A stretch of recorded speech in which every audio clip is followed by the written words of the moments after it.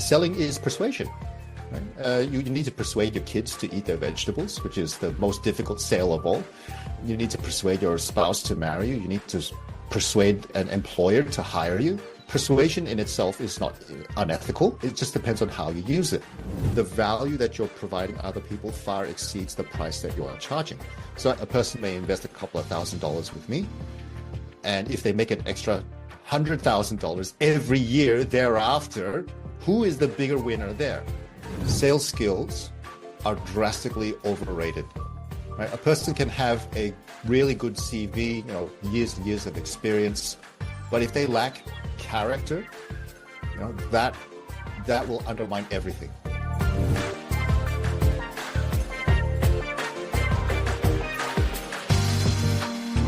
Welcome to the Simplify Success podcast. Now, if you're listening to this audio, you're most likely pretty smart. You're doing the work, but you're still confused on how to win in business at the level that you want to, how to grow your business exponentially. My name is Marish Nadeem Qureshi. I'm the CEO of Simplify Sales and the host of this podcast. Every single week, I talk to consultants, founders, experts who have turned their skills into serious income. And we're going to take these real stories, steps, and lessons and turn them into an actionable step-by-step guide for you so that you can get the results that you want. So let's get right into it. Today we have Ben Lai on the podcast, who teaches introverted business owners how to sell without ever feeling pushy or fake. With over a decade of experience, he's helped countless entrepreneurs grow their revenue while staying true to their own values. I have to say, I'm really excited to have you on the podcast today because you are genuinely an expert in coaching and training salespeople. Like, this is a topic that's very close to my heart. Before we get started, I just want you to share your story. Like, how did you get started in this? My story started when I first got into nursing. Nursing was something that really resonated with me personally because I liked the idea of caring for people for a living. 4 years into that, I realized it wasn't really progressing towards the long-term vision of being a professional speaker, because what appealed to me about that was being able to help as many people as possible, sharing the stuff that I've learned over the years. After a while, I realized if I want to do that, I need to start a business. If I want to start a business, I need to learn business skills. Now, which are the business skills that I need first? I'd been doing a lot of reading. I realized I have no idea how to sell. Rather than just continuing to read books, I thought maybe I should get myself a sales job and learn on the job. I got myself in, and I found out something really interesting. I always had a very firm commitment to looking after people, upholding values and ethics. I thought that would be a disadvantage for me in sales. But it actually turned out to be one of my greatest strengths because people inherently trusted me. I had their best interests at heart and they knew I was going to do right by them. So 5 years running a successful sales career, moving up the corporate ladder, I was then approached by a startup company. And this startup company, unfortunately, had a very different view on ethics. When I refused to lie to clients, they gave me the flick. And that was a very painful experience. But it was the best, worst thing to ever happen to me because that was the springboard to start this business. And the rest is history. I understand the lying aspect is so big in sales. I had a manager, and when we would be selling, sometimes he would come out on the field and work with us. He would exaggerate numbers so much so that it looks like millions of people are struggling in this one thing. And it just didn't make sense to me. I was like, if you just be honest and tell one real person's story, you don't have to exaggerate and lie about the numbers. You're coaching introverts to sell better. So how did that idea come about to specifically help introverts?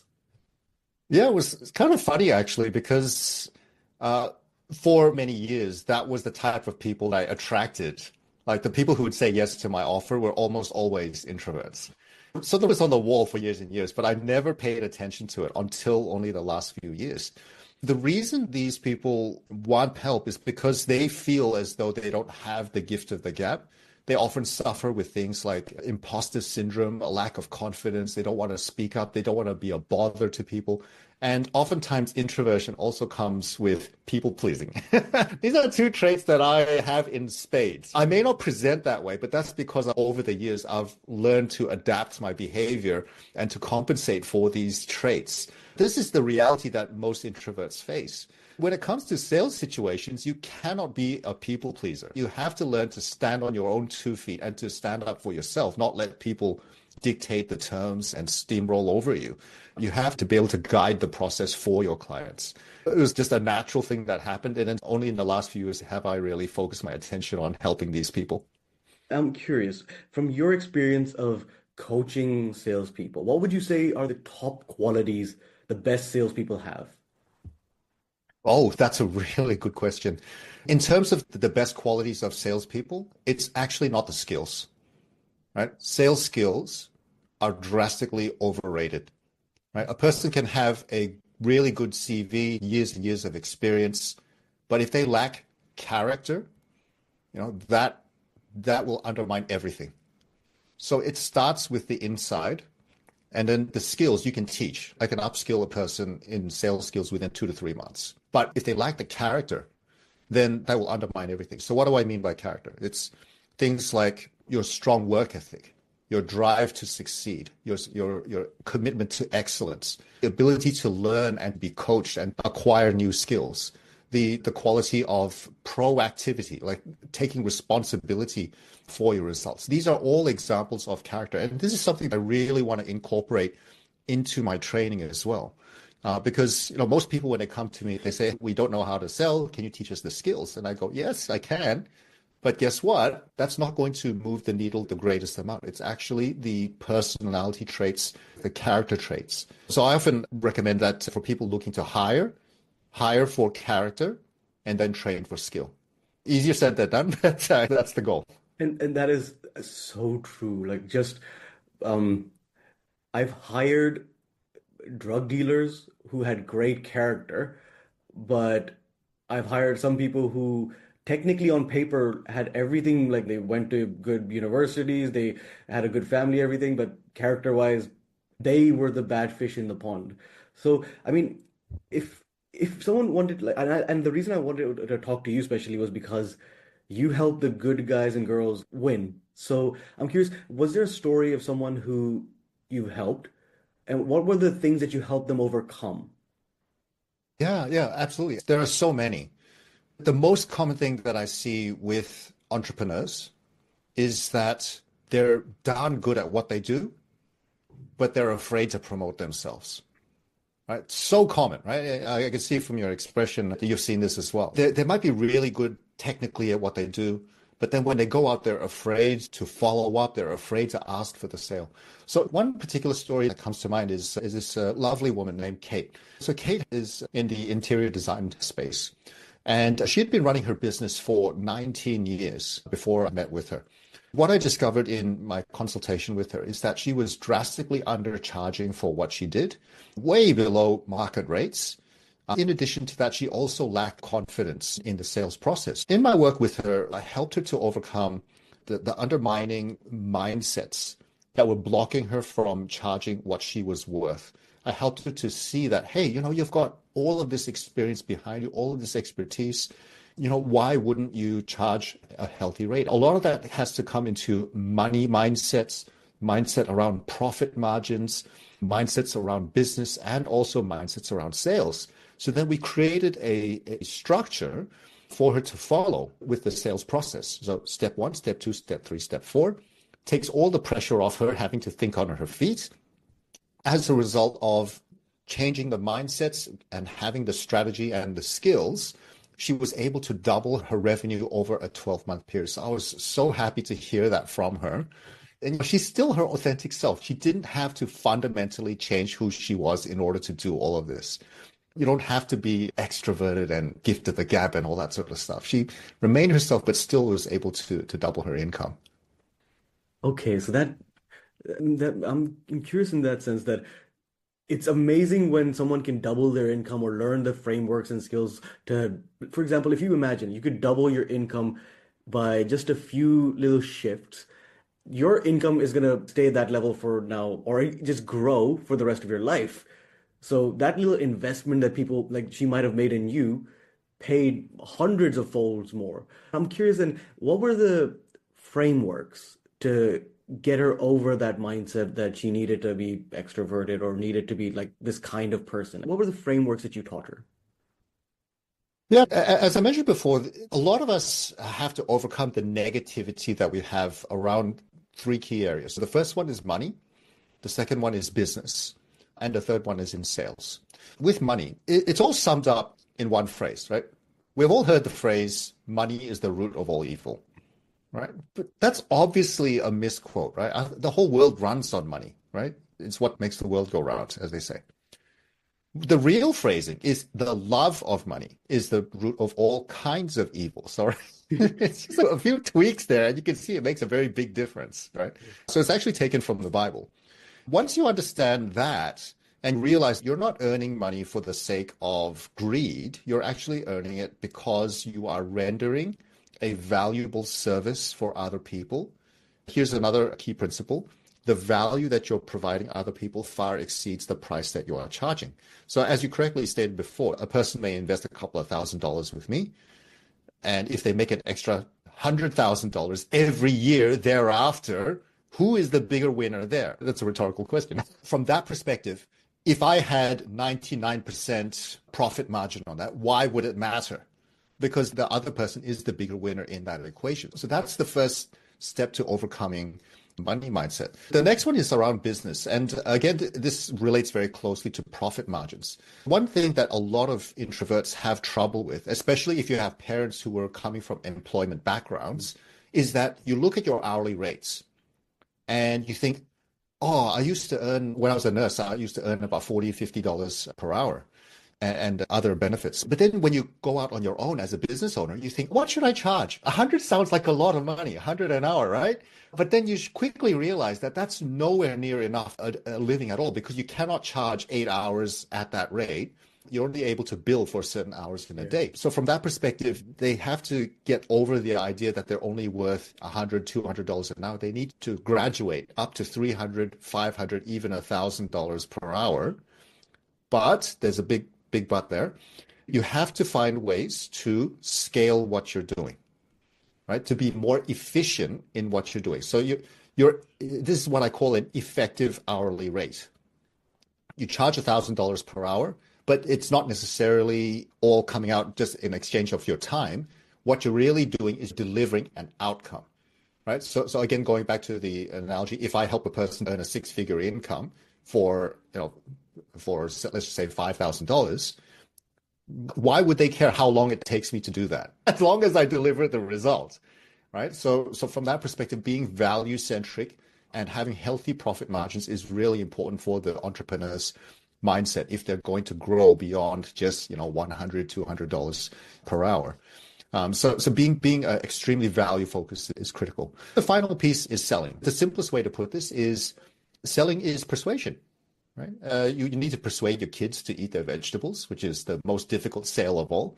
You need to persuade your spouse to marry you. You need to persuade an employer to hire you. Persuasion itself is not unethical. It depends on how you use it, right? So from that, once they overcome that, they're free to earn as much as they need to, and they're to grow their business as much as they want and sell as much as possible.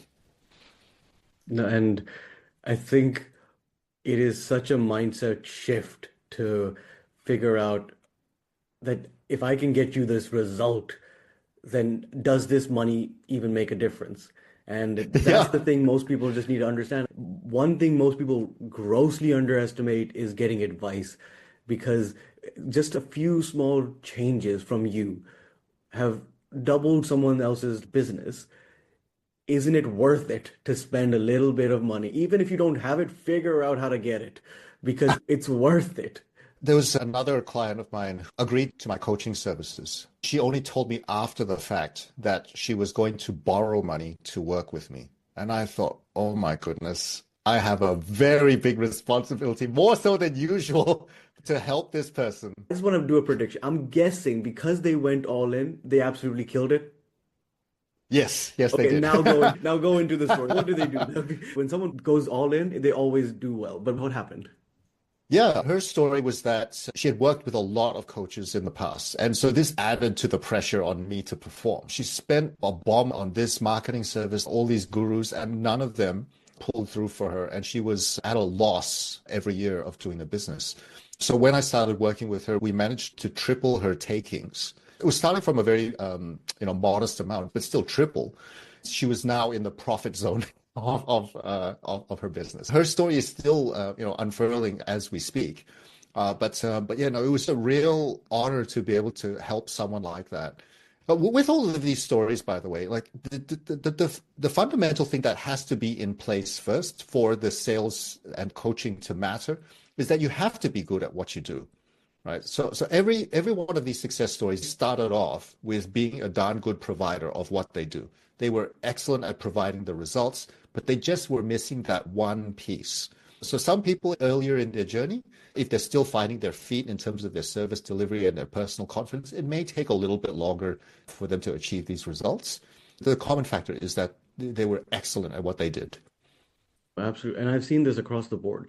It's because people put so much time, effort, and money to get good at one thing. Sadly, you are going to be unbalanced in a few other areas. But being unbalanced in sales is just not worth it. You need to figure this out ASAP. I think the only way someone can truly go all in into their business is if they know how to sell. If you don't know how to sell, let's say you kind of know how to market, but you don't know how to sell, you're in a bad situation because what if, how do you get the next client? But if you know how to sell, you have those mindsets, you'll have a lot more confidence that your business is going to be okay. So just to wrap things up, I'm curious, why do you feel that people are able to get results quickly with you versus trying to do this all by themselves? Yeah, absolutely. And this is a general principle for getting a teacher or a coach in any subject, right? So I play the piano. If I wanted to learn the piano by myself, even just watching videos, reading books, I could do it. It'll take a really long time. But when you have a coach, they're able to point out specific things you need to focus on. They'll notice your mistakes, whereas if you're trying to figure out the mistakes yourself, you may not have that awareness of what you're doing. So it definitely fast tracks the whole process. If you wanted to do it yourself, that's a viable option, but it'll probably take quite a few years. It took me years and years and years of study and practice to get to where I was. If I had a coach at the time, I probably would have progressed a lot faster. So we're talking about saving years and years and years of trial and error in any area of life, whether it's business, sales, or any other endeavor or any other skill, is absolutely worth investing in a teacher and a coach. 100%. So just before we wrap up, let's say if someone has a business and let's say some introverted person has a business and they're about to go into a sales call in the next 5, 10 minutes. What advice would you give them? They call you, they say, hey, I need some advice. What would you say to them? One piece of advice, this one will top it. Be 100% client focused. Be 100% client focused. Okay, so a lot of people, they go into a meeting, they'll say, let me tell you about my company. We're the best at this, we're the best at that. We have so many customers. It's all me, me, me, me, me, right? When you become client focused, you say, tell me about you. Tell me about the challenges you're facing. What are your goals? How can I help you progress towards that? The more client focused you are, the more trust you're going to earn from them. And the more likely it is that you're going to get the sale. So that one thing makes a massive difference. I love that because you're taking the pressure off of yourself and genuinely being there for them. I absolutely love that. So have you seen any other kind of positionings that work with other clients? Well, yeah, and this goes back into how do you discover your niche, right? And the way that I help clients to find theirs is if they have a track record, to look at the common traits that they have. Now, the common trait, like what most people think about when they hear the word niche, they think it has to be industry. It does not have to be industry, right? So if it happens to be, great. So I've seen a copywriter that only does architect websites. And then another popular one is tradies, right? So I'm the business coach for tradies. But that's fine. But if you find other traits, it could be something like even race, right? So I know I've got a friend from church who helps Chinese migrants with children with disabilities. Now, talking about ultra niche, oh my goodness, that's like as niche as it gets, right? But she has no problems with marketing because it's a small knit community, and word of mouth is because it's such a small niche, like everybody talks to everybody. So it could be race, it could be personality type, it could be even a problem. So for example, some business coaches that I'm helping with this at the moment, their niche could be a specific kind of problem. Like for one of them is that the problem is that the business owner doesn't have any way of forecasting what their revenue and their profitability is going to be like. So his specific coaching helps with that specific problem. Another one, oven repair, right? We just hired one just recently. You could get an electrician to do it, but I would rather, if I have a broken oven, I would rather hire the oven repair guy, right? So niching is, there's so many different ways to do it. But here's the kicker, right? If you want to confirm whether a niche is right for you or for your clients, what you want to hear from people is two things. That's me. That's the problem that I have, right? If you've got those two right, that's absolute big fat tick. That's your niche, right? And it's a marketable niche. I love that because that was actually a perfect answer Yeah, for the niche question. yeah, for sure. Love that. Thank you so much. Let's say if people want to reach out to you, where should they find you? Yeah, absolutely. Hop onto the website, salesethos.com.au, or feel free to link up with me on LinkedIn. I spend a lot of time there. So Ben Lai at Sales Ethos. Yeah. 100%. I'll put the link down below. I just want to say thank you. Like this was great. I love having a conversation around sales and I loved your frameworks. I genuinely think people would have a lot of value from just following and being connected with you. So thank you so much. Nice. I'll talk to you soon again. You too. Talk soon. See you then. Bye. I hope you enjoyed today's episode, and if you want more details about the speaker, on the website there's going to be a lot more details about where you can connect with them, what they're doing, and everything in detail. So check out the website, but like always, it doesn't matter what kind of information was shared today, unless you apply it into your life today, it's not going to matter. You're going to forget about it tomorrow, so always keep things simple, apply what you learned, and make sure you absolutely dominate this week. Take care, talk to you later, bye. Could you please clarify exactly where you'd like to insert the pause in the script?